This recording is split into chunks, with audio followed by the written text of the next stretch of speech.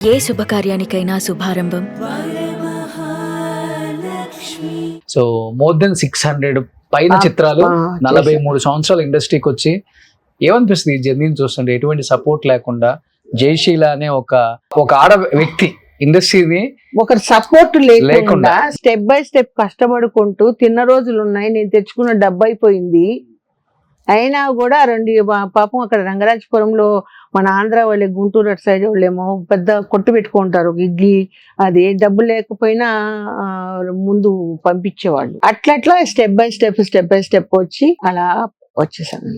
మీకు సంబంధించిన కొన్ని ఫొటోస్ ఉన్నాయి, మీరు మంచి యంగ్ లో చేసిన కొన్ని సినిమాలు.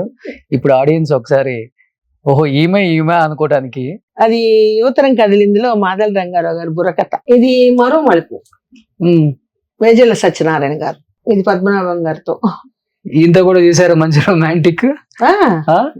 సో ఇది ఇప్పుడు మీ బ్యాచ్ ఇదంతా? మా బ్యాచ్. ఎక్కువ ఏదన్నా మంచి చెడులు షేర్ చేసుకునేది అంటే ఇండస్ట్రీలో వీళ్ళే అయి ఉంటారా ఇప్పుడు? నేను ఒక అన్నపూర్ణమ్మ గారి సలహాలు తీసుకుంటాను. ఆమె సలహాలు అందరు తీసుకుంటారు. నాకు ఇష్టం ఆవిడ. ఏదన్నా ఉంటే మొహం మీదే చెప్పేస్తుంది. ఓకే, దాప్రిగా ఇది తప్పు, ఇది ఉప్పు, నీకు ఇష్టమైతే ప్రొసీడ్ అవ్వు, ఓకే, లేకపోతే ఇలా నడుచుకో. సూపర్.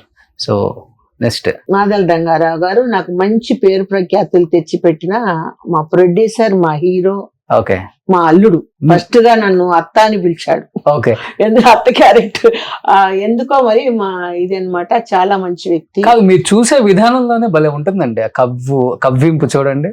అవును అవును. ఈయన నా గురువు. ఓకే, అక్కినేని నాగేశ్వరరావు గారు. గురువు శిష్యులో మా ఇద్దరికి ఒక సుజాత గారిని ఏడిపిస్తూ నేను హాలం సాంగ్ అన్నమాట. ఇది మంచి హైలైట్ బుర్రకథ. అవును, గుర్తుంది సినిమా నాకు.